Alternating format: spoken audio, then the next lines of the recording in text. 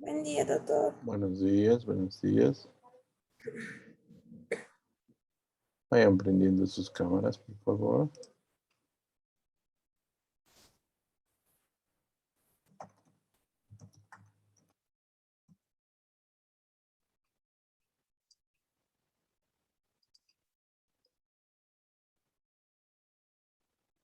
Hoy día vamos a iniciar lo que es el trauma torácico.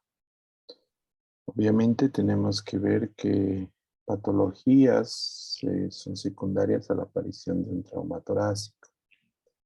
Estas patologías van a ser muy comúnmente encontradas dentro del servicio de emergencia. Tenemos que tener un soporte, a pesar de que podemos ver cirugías y todos los procedimientos, tenemos que tener un soporte académico de conocimientos de trauma torácico. Es un video explicativo del trauma torácico. No es muy extenso, pero sí es importante que lo conozcamos con detalles para ir hablando de los procedimientos. Que se puede prevenir con un tratamiento eficaz. Este trauma va a tener varias consecuencias fisiológicas. El simple hecho de tener alteraciones sobre la caja torácica, como puede ser la presencia de hipercapnia, la presencia de hipoxia y la presencia de acidosis, todo esto por problemas relacionados a la ventilación. Además, puede haber la presencia de hematomas y el desarrollo de patologías que provoquen un colapso alveolar. Obviamente la consecuencia más grave de todo esto va a ser la hipoxia. En el trauma de tórax, igualmente como vamos a ver con cualquier paciente de trauma, tú tienes que hacer tu valoración primaria, que es descartar causas que me maten a mi paciente inmediatamente, y tu valoración secundaria, descartar causas potencialmente fatales, pero que no me lo van a matar de forma inmediata. Más o menos así va la cosa. Entonces, la valoración primaria son lesiones mortales. Esas quieren decir que tú vas a hacer tu A, B, C, D, E, tratar de identificarlas, ¿no? Esas pueden ser la obstrucción de la vía aérea, en donde hay que evaluar la presencia de inflamación, de hemorragia, de vómitos, que todo eso te va a producir obstrucción de la vía aérea superior. También las lesiones laringeas, las luxaciones de la cabeza clavicular o los traumas de cuello penetrantes, ya sea por lesión directa sobre estructuras respiratorias o por hematomas que produzcan obstrucción de la vía aérea. Entonces hay que buscar en esos pacientes la presencia de falta de aire, además de la presencia de estridor.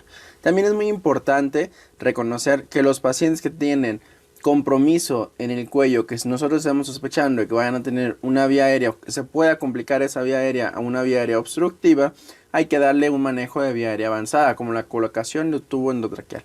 También en los pacientes que tienen luxación de la cabeza clavicular podemos mejorar la ventilación y reducir la obstrucción que se está produciendo en los pacientes al momento de hacer una maniobra que es extender los hombros, y que esto hay que permanecer en supino al paciente porque así tratamos de estabilizarlo. También podemos tener lesiones sobre el árbol traqueobronquial. Estas son poco frecuentes pero tienen una alta mortalidad. Entonces esto se va a producir, o las lesiones más frecuentemente se producen a 1 pulgada de lo que es la carina traqueal, o lo que significa más o menos 2.54 centímetros. El mecanismo de lesión usualmente llegan a ser desaceleraciones rápidas. Entonces, clínicamente estos pacientes van a presentar hemoptisis, enfisema subcutáneo, neumotórax a tensión, cianosis, o que tengan expansión incompleta de alguno de los pulmones, o simplemente lo vas a ver en la exploración física que los movimientos respiratorios son anormales. El diagnóstico obviamente tiene que hacer con broncoscopía, pero es importante recordar lo siguiente: el tratamiento, nosotros lo que tenemos que establecer en estos pacientes pues es una vía aérea definitiva. Sin embargo, en ocasiones cuando se trata de hacer esta vía aérea definitiva en pacientes que tienen lesiones traqueobronquiales, puede ser más perjudicial para el paciente dependiendo en dónde tenga la lesión. Entonces, si es posible, se recomienda que la cirugía se realice de forma temprana. Obviamente tú no puedes descuidar al paciente, le tienes que dar un manejo avanzado de la misma vía aérea. Los neumotórax de atención, que es uno de los temas que más suelen preguntar en estos módulos de urgencias, sabemos que se producen por una fuga de aire, en donde se está produciendo un mecanismo de válvula que va a ser unidireccional. Esto quiere decir que el aire es forzado a que entre dentro del espacio pleural y que este aire no pueda salir. La causa más frecuente que nos describe nuestro manual de la TLS es secundario a la ventilación a presión positiva en pacientes que ya tengan lesiones de la pleura visceral. También es importante recordar que los pacientes a los que se les ha colocado un catéter venoso central de abordajes superiores, como pueden ser yugulares o subclavios, es importante tomarles una radiografía de tórax, más en el contexto de una urgencia. ¿Por qué? Porque a lo mejor por la urgencia de estar colocando el catéter se nos fue un poco más largo la línea o la aguja y pum, ¿no? Neumotórax. Entonces por eso es importante tratar de identificarlos. Clínicamente los pacientes van a presentar dolor en el pecho, falta de aire, taquipnea, hipotensión, desviación traqueal, ausencia de ruidos respiratorios de forma unilateral y además de que el hemitórax no va a tener movimiento y puede haber distensión venosa yugular. El diagnóstico va a ser clínico, también lo podemos o nos podemos complementar con estudios de ultrasonido FAST. Es importante reconocer esta imagen que les he puesto para identificar las líneas axilares, que es algo pilar en el tratamiento que vamos a emplear y más que nada en toda la patología del tórax. Entonces, la línea axilar posterior es la que se marca en azul, la media en amarillo y la roja es la anterior. Entonces, el tratamiento, sabemos que nos describe, y es una pregunta que suelen hacer mucho también, que si nosotros ingresamos nuestra aguja 5 centímetros, vamos a alcanzar al menos el 50% de las veces el espacio pleural. Pero si nosotros la avanzamos 8 centímetros, se alcanza hasta el 90%. Entonces la recomendación es que sean 8 centímetros. Cuando estamos ante una urgencia, lo que se le tiene que hacer es una descompresión, porque recuerda que ese neumotórax de tensión te va a estar produciendo un choque obstructivo, ¿de acuerdo? Como vimos en la clase de choque. Es por eso que los pacientes cursan con hipotensión. Entonces estamos ante una urgencia. El tratamiento se le tiene que hacer, ¿cuál es? Pues se le tiene que colocar o se tiene que hacer una incisión sobre el quinto espacio intercostal anterior a la línea medio axilar, ¿de acuerdo? Que es en donde está puesta la crucecita. Esto, lo ideal es que se le coloque un tubo de tórax, ¿no? O una sonda endopleural a estos pacientes.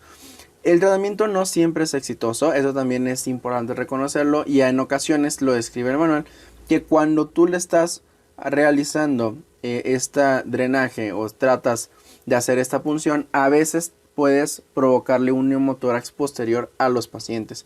Por eso es necesario hacerles reevaluaciones continuas a estos pacientes para tratar de identificar alguna de estas complicaciones como tal. Por su parte vamos a pasar con el siguiente neumotórax, que es el neumotórax abierto, y esto lo que sucede es que hay una apertura que dirige el aire hacia el espacio pleural. Entonces hace que las presiones que se encuentren, la presión intratorácica y la presión atmosférica, se equilibren y que este paciente, pues su pulmón colapse porque el aire está entrando hacia el espacio pleural. Clínicamente los pacientes va a ser lo mismo que ya hemos estado revisando con el neumotórax de tensión, simplemente de que esto va a ser un poco más light. Los pacientes van a tener dolor, dificultad respiratoria, taquipnea, disminución de los ruidos respiratorios, idealmente en el espacio en donde está sucediendo el neumotórax, y además aquí es donde se utiliza el mecanismo de un sello de 3 lados, ¿no? Y que se deja una apertura. Esto lo que se trata de hacer es crear un efecto Flutter en donde el paciente al momento de que esté inspirando el sello se cierre y cuando el paciente expire el aire se salga, ¿no? Entonces es más o menos lo que se trata, lo suelen preguntar en el ENARM, así que también te sugiero que te lo aprendas. El tratamiento que se les puede colocar a los pacientes pues es un tubo torácico como tal. Entonces ya vimos dos complicaciones de la vía aérea, tanto la A como la B en tu manejo de valoración inicial, ¿verdad? Entonces, la siguiente complicación que podemos ver es en el contexto de la C de la circulación, en donde aquí también, obviamente, como está comprometido el espacio pleural, pues también va a afectar a A y a B, ¿no? Que es la vía aérea y la ventilación. Entonces, aquí la complicación que más nos hablan es acerca del hemotórax masivo. Sabemos que se describe como la presencia de sangre mayor de 1500 en el espacio pleural. Esto puede ser secundario a una herida penetrante sobre los vasos sistémicos. Y algo de lo que tenemos que tener mucha atención es cómo diferenciar mi neumotórax a tensión de un hemotórax masivo, ¿no?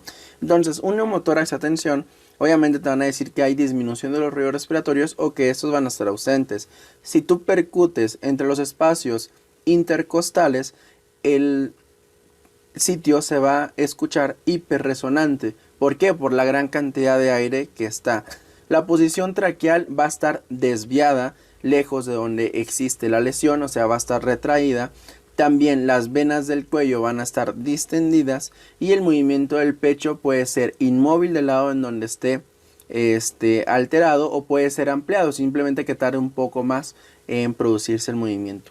Por su parte, el hemotórax masivo, los ruidos respiratorios también van a estar disminuidos. En la percusión vamos a encontrar mate o submate, como usualmente le decimos aquí en México, ¿de acuerdo? Y aquí en el manual pues dicen que está aburrido, pero esto nada más es por la traducción. La posición traqueal, aquí no hay un desplazamiento de la tráquea. En los hemotórax masivos la tráquea va a estar central y esta va a ser una de las principales diferencias que vas a encontrar, aparte del mate y submate a la percusión. Las venas del cuello pueden estar colapsadas, más si estamos en el contexto de un hemotórax masivo que te va a producir probablemente una hipotensión, pero los movimientos respiratorios o el movimiento del pecho va a estar normal, ¿de acuerdo? Entonces, así es como podemos nosotros hacer la diferencia entre uno y otro. El diagnóstico, pues obviamente va a ser un diagnóstico clínico, en donde lo más que va a recalcar es la presencia de un estado de choque más la ausencia de ruidos respiratorios, ¿no?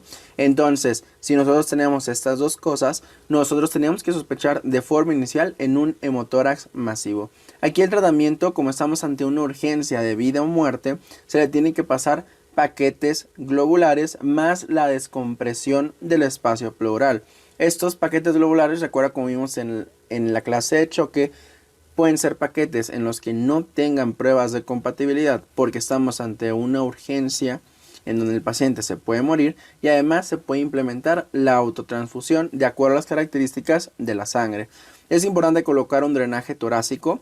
Se recomiendan tamaños de 28 a 32 French. Igualmente, como es el mismo básicamente el tratamiento que aplicamos para el neumotórax a tensión, se tiene que hacer sobre el quinto espacio intercostal anterior a la línea axilar media, que es exactamente, pues como ya les dije, lo que vimos anteriormente. Este drenaje torácico nos va a dar la cantidad de sangre que hay en ese espacio pleural. Si de forma inmediata salen 1500 mililitros o el paciente al ponerle el tubo torácico empieza a drenar 200 mililitros por hora en al menos 2 a 4 horas, ya es indicación de que le realicemos una toracotomía de urgencia. Entonces, esos datos tampoco se te olviden porque te los pueden preguntar por ahí. El taponamiento cardíaco pues va a ser la compresión del corazón por una acumulación de líquido en el saco pericárdico. Esto fisiológicamente pues va a conllevar a la disminución de un gasto cardíaco y obviamente a la presencia de un choque de tipo obstructivo. En esos pacientes, la mayoría de las ocasiones, en los pacientes de trauma, el resultado son por lesiones penetrantes. Puede tener un desarrollo tanto lento como rápido, pero es importante siempre estar al pendiente del paciente porque puede producir una alta mortalidad. Característicamente sabemos que existe una triada que se conoce como triada de Beck: disminución de los ruidos cardíacos, en donde disminuyen su intensidad, la presencia de hipotensión y la distensión venosa y yugular. Pero hay que saber ciertas cosas sobre esta triada. No siempre están presentes. Se puede confundir con un neumotórax a tensión, porque todo esto lo puede tener un neumotórax a tensión, y que además no es fidedigno o no es específico de que nos habla de que estamos ante un taponamiento cardíaco.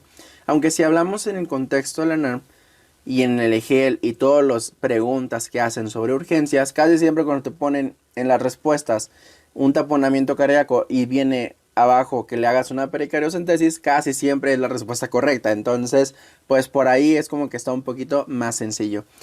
Hay otros datos que nos pueden hablar de que estemos ante un taponamiento cardíaco, como la presencia del signo de Kussmaul, que es un aumento de la presión venosa central al momento de que el paciente inspira, y otro es la presencia de una actividad eléctrica sin pulso. Ambos datos también son muy sugestivos de la presencia de un taponamiento cardíaco. Obviamente necesitamos hacer un diagnóstico diferencial, principalmente en el contexto de una urgencia y cuando estemos en el ENARM también, que es una urgencia también. Nosotros tenemos que hacer un diagnóstico diferencial con el neumotórax atención. ¿Y dónde o cómo nos vamos a hacer nuestra mayor diferencia? Que en el neumotórax atención, recuerda, va a haber una ausencia de ruidos respiratorios y en el taponamiento cardíaco no va a estar nada afectado. También podemos hacer un diagnóstico diferencial a partir del estudio FAST, en donde el 90 al 95% vamos a poder detectar los taponamientos cardíacos. Esto obviamente dependiente del operador. El tratamiento es con toracotomía o esternotomía y sabemos que de forma de urgencia se puede hacer una pericariocentesis que se realiza usualmente o se describe en el espacio subsifoideo y que esta puede ser a ciegas como se realizaba antiguamente, pero ahora con la implementación de ultrasonido en las salas de urgencias pues se recomienda que sea guiada por ultrasonido. Pero ojo con esto. Recuerda, no es un tratamiento definitivo y los pacientes que se les realiza esto es por la urgencia que tienen y que posteriormente tienen que pasar a una toracotomía o una esternotomía para hacer la reparación del sitio de la lesión que esté ocurriendo. También tenemos otra situación clínica en el estado de trauma en un paciente con trauma de tórax, que es la parada circulatoria traumática.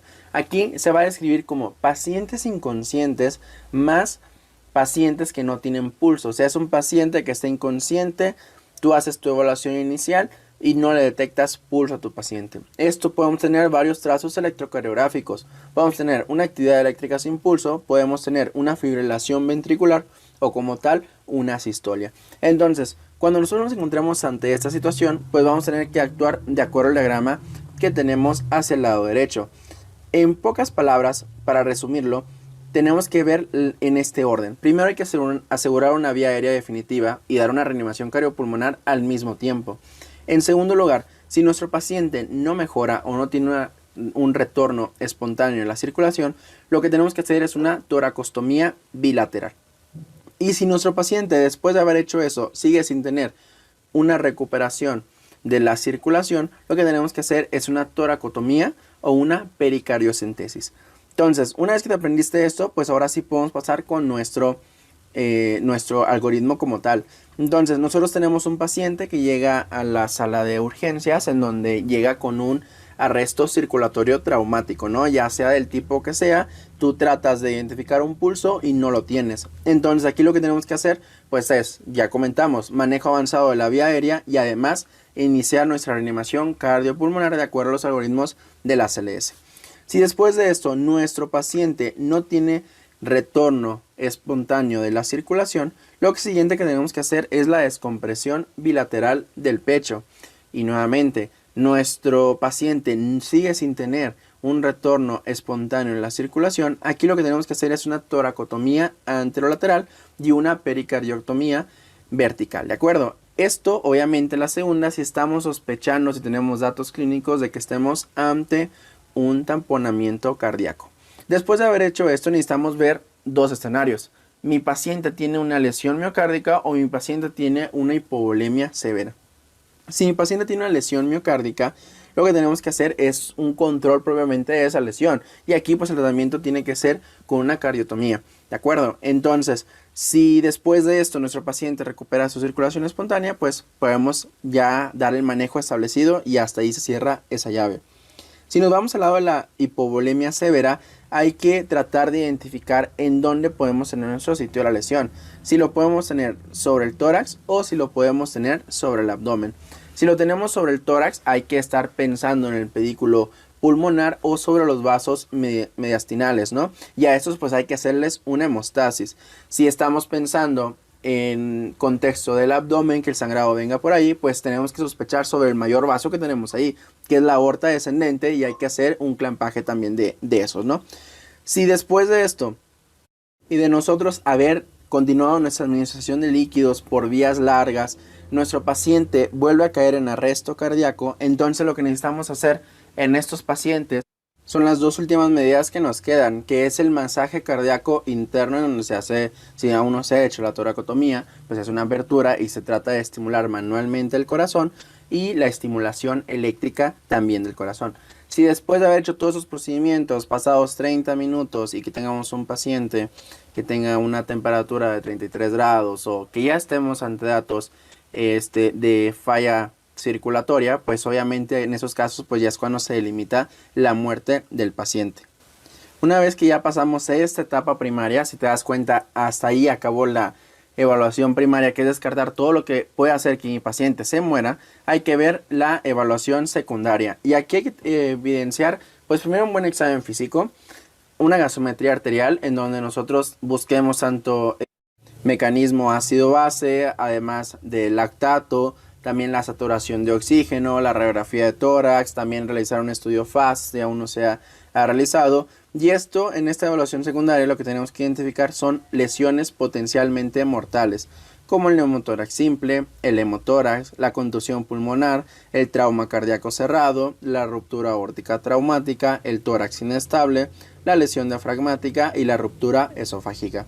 El primero de ellos del que hablaremos es el neumotórax simple. Como ya vimos con el neumotórax abierto y con el neumotórax a tensión, pues la presencia de aire en el espacio pleural. Este puede ser por un trauma cerrado o por un trauma abierto. Clínicamente lo que más va a destacar es que los pacientes pueden desaturar y los pacientes van a tener disminución de los ruidos respiratorios, o que uno de los hemitórax no se eleve como el otro, ¿no? O sea, que no tenga movimientos respiratorios normales. El tratamiento, ya sabemos, es la colocación de un tubo torácico sobre el quinto espacio intercostal anterior a la línea axilar media, ¿no? Como lo vimos al principio. El hemotórax, pues por su parte, va a ser la presencia de sangre en el espacio pleural, pero esta cantidad va a ser menor a 1500 mililitros. Puede ser por laceración pulmonar de los grandes vasos, fracturas costales. Clínicamente tú percutes al paciente y lo más llamativo es que no va a estar hiperresonante como en un hemotórax, sino que va a estar mate o submate. Y el tratamiento sigue siendo el mismo, la colocación de un tubo en el quinto espacio intercostal anterior a la línea axilar media, ¿no? Como lo vimos al inicio, para que no se te olvide. Por su parte tenemos otras dos lesiones, que es el tórax inestable y la contusión pulmonar. El tórax inestable se refiere a la presencia de dos o más costillas fracturadas en dos o más lugares, mientras que una contusión pulmonar pues va a ser una lesión que produce acumulación de líquidos o de fluidos sobre el tejido pulmonar, que va a alterar la ventilación perfusión, ¿no? La contusión pulmonar se puede producir en jóvenes sin que existan unas fracturas adyacentes, y en los adultos usualmente se asocian a la presencia de fracturas.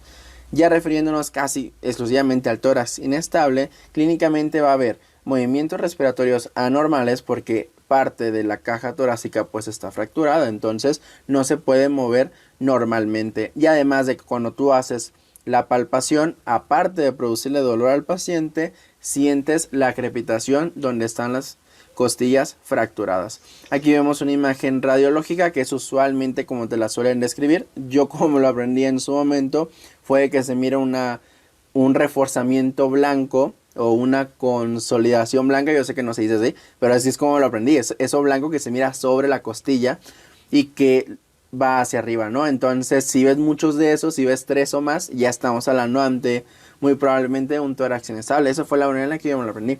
El tratamiento inicial, pues hay que dar oxígeno, hay que dar una ventilación adecuada, y las soluciones hay que ser prudentes, porque recuerda que esos pacientes a veces pueden tener comprometida su precarga por el dolor que están padeciendo, por las alteraciones que existen sobre la caja torácica, y que esto pues puede hacer que el paciente desarrolle pues posteriormente un derrame pleural o un edema agudo de pulmón, ¿no? Por un mal manejo de las soluciones. Entonces simplemente tiene que ser prudente. Si existe hipoxia significativa, en donde la vamos a reflejar con una PaO2, una presión arterial de oxígeno menor de 60 o una saturación menor de 90, hay que necesitamos adecuar, o necesitamos establecer más bien, una vía aérea definitiva. Que recuerda, vía aérea definitiva aquí en el ATLS se refiere a la presencia de un tubo en la tráquea, ¿no? Tubo endotraqueal, que esté insuflado el globo, además de que este esté conectado a un ventilador mecánico y que el ventilador mecánico esté conectado a una toma de oxígeno. Todo eso es una vía aérea definitiva. ¿Recuerdas que dijimos que se tenía que tener una ventilación adecuada? Bueno, esto la podemos establecer a partir de una analgesia adecuada, porque a veces estos pacientes no es que tengan un compromiso respiratorio, simplemente que no pueden ventilar. Entonces no pueden ventilar porque les produce dolor. Si nosotros podemos dar una buena ventilación con narcóticos sistémicos, con anestésicos locales o con bloqueos regionales, dependiendo de los protocolos que existan en cada unidad. Por su parte, el traumatismo cardíaco va a ser alrededor del 50% de los accidentes de tráfico y se va a asociar a los peatones atropellados y también a las caídas de más de 6 metros o más de 20 pies. Esto va a producir una contusión miocárdica, puede haber ruptura de la cavidad cardíaca, puede haber disección coronaria o interrupciones valvulares. Y clínicamente los pacientes pues van a cursar con dolor torácico, con hipotensión y con arritmias. Estos pacientes es necesario que se dé un monitoreo al menos por 24 horas porque tienen alto riesgo de presentar una arritmia mortal. También tenemos la interrupción aórtica traumática. Esta es una causa de muerte súbita de la mayoría de los pacientes. Se produce en los choques vehiculares, además en las caídas de gran altura. Los pacientes que no mueren es porque al momento de que se produjo el mecanismo de lesión, desarrollaron un hematoma mediastinal que comprime la interrupción aórtica o la lesión aórtica que impide que se salga toda la sangre, ¿no? Y la otra es que la adventicia de la aorta quedó intacta. Entonces estos pacientes son los que no mueren, pero que tienen una alta mortalidad y que tienen que ser intervenidos quirúrgicamente de forma inmediata. Se sospecha por el mecanismo de lesión en donde ocurre una desaceleración y el paciente pues hipotensa o pues se muere, ¿no? Cualquiera de las dos cosas. Radiológicamente vamos a encontrar muchos datos como pueden ser el ensanchamiento mediastinal, la obliteración del botón aórtico, la desviación traqueal a la derecha, la disminución del bronquio pulmonar izquierdo o la presencia de un bronquio pulmonar derecho un poco más arriba. También podemos encontrar desviación esofágica a la derecha o la presencia de un neumotórax del lado izquierdo.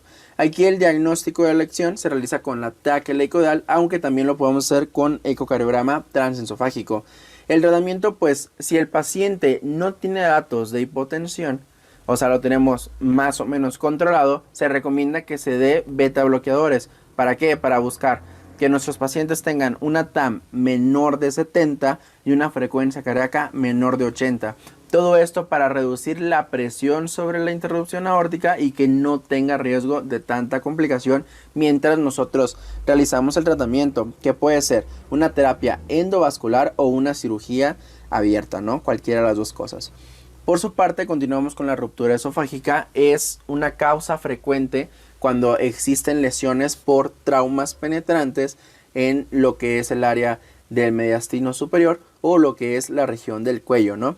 Entonces, clínicamente es similar a lo que son las rupturas esofágicas por vómitos, como el síndrome de Boerhaave, en donde va a existir dolor retroesternal o dolor epigástrico, dificultad respiratoria, la presencia de enfisema cervical o enfisema mediastinal y datos de respuesta inflamatoria sistémica. Estas lesiones usualmente se asocian con otras lesiones que puede llegar a tener el paciente, como los neumotórax y los hemotórax. El diagnóstico sabemos que son con estudios de contraste como el esofagograma y el tratamiento pues va a ser el drenaje del espacio pleural y del espacio mediastinal en donde está ocurriendo pues la presencia del aire, ¿no? Entonces también se les puede dar a los pacientes, o más bien se recomienda a los pacientes que se les realice ayuno y en algunos casos si tiene aumento de la respuesta inflamatoria sistémica pues se les puede iniciar el tratamiento con antibióticos de forma profiláctica, ¿no? También tenemos las lesiones diafragmáticas. Aquí son más frecuentes del lado izquierdo. Esto es porque el hígado como tal a veces las oculta y en otras ocasiones pues es un sistema protector, ¿no? Entonces del lado izquierdo podemos tener contusas o penetrantes. Las lesiones contusas van a ser desgarros lineales con herniación de las vísceras y esto pues podemos verla con la presencia o podemos clínicamente identificarlo con la presencia de ruidos peristálticos, que es eso que quiere decir RP, en la cavidad torácica, ¿no? Que van a estar obviamente del lado izquierdo y también con la presencia de ruidos cardíacos a la derecha. Cuando son por lesiones penetrantes, como pueden ser armas blancas como los cuchillos, pues van a haber pequeñas rupturas. Estas pequeñas rupturas pueden incluso cursar asintomáticas durante muchos años.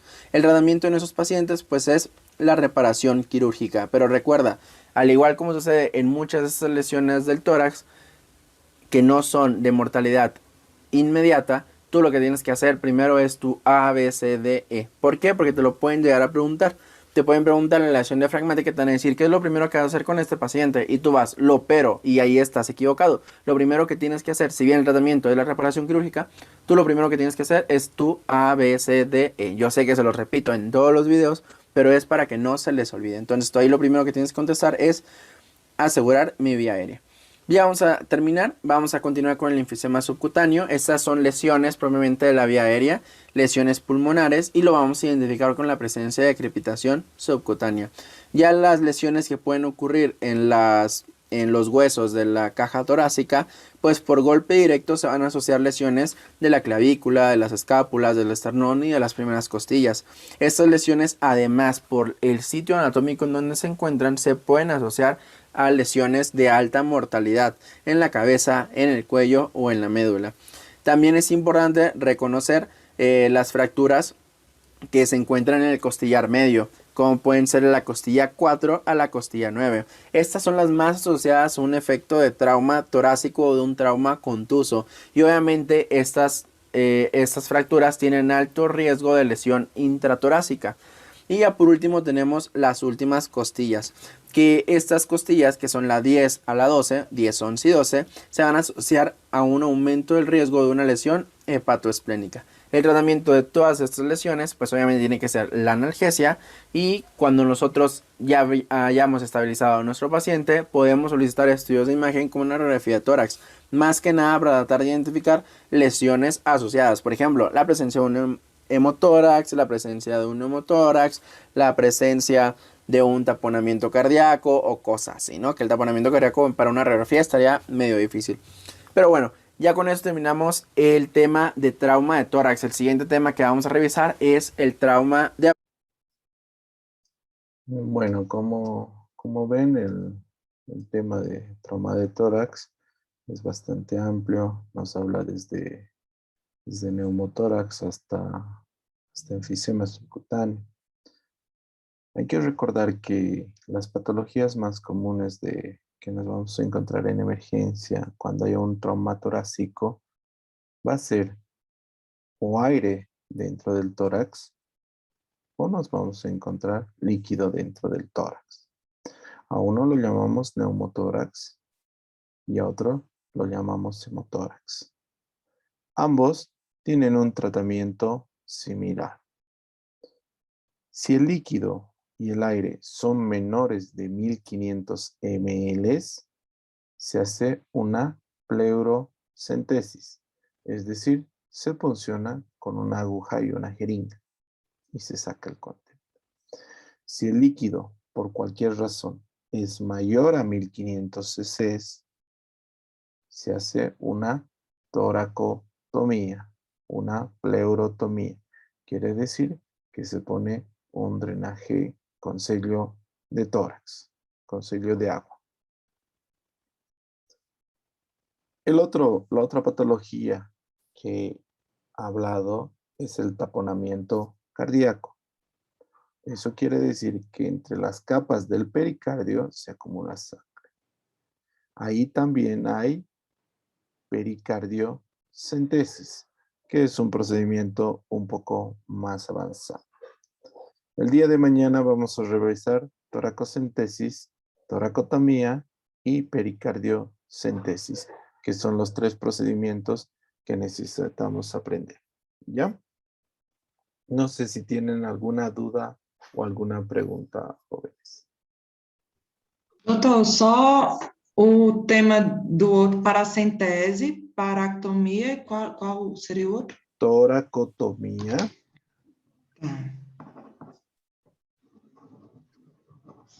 toracocentesis Toracocentese. y pericardiocentesis.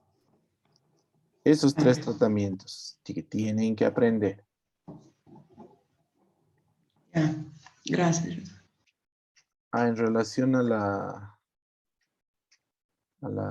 las clases presenciales, yo creo que la próxima semana, si no se enferman más de mis alumnos, se puede empezar porque hay algunos que todavía siguen enfermos, ¿no? De coronavirus, así que traten de cuidarse, chicos. Doctor, yo me he contagiado con 2 vacunas, con ¿Qué dos dosis vacuna de te has puesto, Victoria? la Sinopharm. La Sinopharm. ¿Cuándo te has puesto? En junio, ¿Este junio? sí. Y es decir, cada 21 días. ¿A los Sí, 21 sí, días has sí. Yo puesto? tomé la primera dosis el ¿Dónde? 8, en Cobija fue. En Cobija. Ujú. Porque como tengo mi carne de extranjería, la población no quiere vacunarse, entonces me he vacunado. Ah, ya. No, está bien, pero es que tienes que ver que las vacunas no protegen del No, claro. contagiarse. Eso Ujú. tiene Mas, sentido. mas doutor, eu também tive, e minha mamá também. Mas minha mamá tinha tomado as 2 doses e os sintomas foram bem, assim, bem barros em relação às outras pessoas. Então, Mis síntomas son e súper bajos, solo la fiebre, pero... isso. E eu não tive sintomas nenhum. Só fiz o exame porque minha mamá estava. Y salió Mas também positivo. não. Sim, aí eu tinha tomado a primeira dose. Há poucos dias que tomei a segunda dose para vir para cá, para Cochabamba. Entonces, lo que yo les digo, chicos, es que a pesar de las vacunas se pueden contagiar. Es decir, la vacuna no protege de la enfermedad. Lo que quiere proteger la vacuna es de que te mueras. Es decir, tal vez si alguno de ustedes, su mamá o algún familiar, si no hubiera recibido la vacuna y se hubiera contagiado, ya estaríamos hablando de otro tipo de complicaciones. Entonces hay que ver cómo se contagió Victoria. ¿Cómo cree que Sí, se doctor, contagió? porque yo llegué a Cocha hace 2 semanas. No he salido, así solo para el mercado, esos lugares. Y anteayer me hice la prueba y positivo. ¿Pero qué prueba te hiciste? La IgG, el test rápido, test rápido, ¿y qué ha salido? ¿IgM o IgG? IgG. ¿Solo IgG? Ujú. ¿Y quién te lo ha interpretado ese resultado? ¿Cómo? ¿Quién te lo ha interpretado ese resultado? Yo le mandé a un amigo mío que es médico Está muy joven todavía su amigo. No tienes. y Pero puta, escúchame, no sé dónde la, me contagió. Yo se fue en no, Brasil. escúchame. La prueba tiene dos anticuerpos. Uno es IgM y otro es IgG. ¿Cuál te ha salido positivo? ¿Cuál te salió positivo a ti? La IgG. Y la IgM, No, entonces no estás enferma. no. No. Pero doctor, yo siento un poco de fiebre y dolor de cabeza. Bueno, no te olvides que hay otros tipos de resfriados, que son los Ujú. resfriados comunes.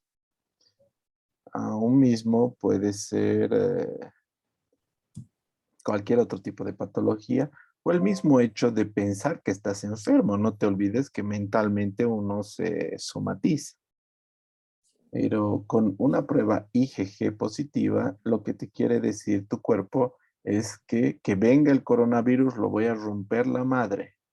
Estás protegida. La inmunoglobulina G aparece cuando ya estás protegida del coronavirus. No te va a pasar nada, no te preocupes, síguete cuidando, pero IgM es cuadro agudo, es decir, enfermedad aguda. IgG es cuadro crónico, quiere decir que en algún momento has enfermado antes o ya pasó el cuadro grave. Ya. Así que más bien, sé feliz, tienes protección inmunológica, pero no abuses. Es que Claro. En Claro, alguna claro. parte debes meterte la mano a los ojos, a la boca, comer en la calle. Tienes que hacer, si pides comida de la calle, mételo al horno, las Ujú, Coca-Colas lava, esas cosas, ¿sí, sí. chicos? Bueno, Doctor, una pregunta, por favor. Yo enfermé en junio ay, por Dios, y todos mis alumnos se enferman, ¿qué pasa? No voy a ir a pasar clases, prohibido con ustedes. Me van a contagiar y yo me voy a petatear. Nada, no, esto es doctor, virtual me nomás. contagié igual en el Ni se me hospital. van a acercar en el hospital. De 4 metros vamos a hablar. Malo, doctor. Doctor, y yo me enfermé justo aquí tengo mi papel. El 24 me dieron de alta De, y el 24 de ya junio, junio, pero ya. si justo el lunes fui a preguntar, estoy asegurada en la caja, fui a preguntar, pero nos atendió igual una jovencita y le preguntamos si ya me puedo poner la vacuna, pero nos dijo, sí, puede ser, no sé, y no podemos entrar, como hay un anexo para los pacientes COVID, no pudimos entrar y ahora no sé si me puedo vacunar ya. Junio, Sí, el 24 de junio me dieron de alta porque julio, el 8, agosto, junio, julio, agosto, septiembre. 1 de octubre, el 24 de septiembre puedes hacer 3 meses tienes que esperar. Tres porque meses. también estoy yendo al Viedma, doctor. ¿Qué? Al Viedma estoy yendo ¿Para qué? a rotar cardiología. De seguro te vas a... No te preocupes, si ya te has enfermado, tienes protección teóricamente 1 año. Pero en el Vietnam probablemente te contagies más antes. Es que ese es el problema en los hospitales. Todos, si tú ves, todos van por coronavirus. Tiene enfermedad del corazón, pero más le ha traído por su coronavirus, dice. Así pasan. Son graves las personas. De todas maneras, cuídense un poquito. Vacuna después de enfermar, después de 3 meses. ¿Ya? Seguramente al año va a haber alguna otra vacuna mejor y ya nos van a dar refuerzo para que ya ni siquiera enfermemos síntomas leves, ni siquiera la enfermedad. Yo creo que el próximo año ya va a haber otro tipo de vacuna. Hasta mientras, cuidémonos y veamos qué es lo que pasa ya, chicos. No se olviden mañana darle una leída a los temas que les he nombrado. Nos vemos entonces mañana, chicas. Que les vaya muy Hasta bien. luego, doctor. Muchas ¿Alguien gracias. le conoce a una, a ver quién es? ¿Cómo? Neiliani Sousa do Nascimento. Doctor, él ha congelado del semestre. No está más. Ah, ya. Ha congelado el semestre. Estaba en nuestro grupo, pero ya no está estudiando. Pero creo que recién una semana hemos pasado. ¿Qué pasó? ¿Por qué se arrepintió? ¿Cómo? ¿Por qué se arrepintió? No, es que está con problemas de salud y está en Brasil. Ay, qué macana. Sí, Está haciendo tratamiento y es no un va a problema poder esto, venir. ¿no? Bueno, chicas, que les vaya bien. Nos vemos después. Hasta luego. Gracias, doctor. Hasta luego. Chao, chao.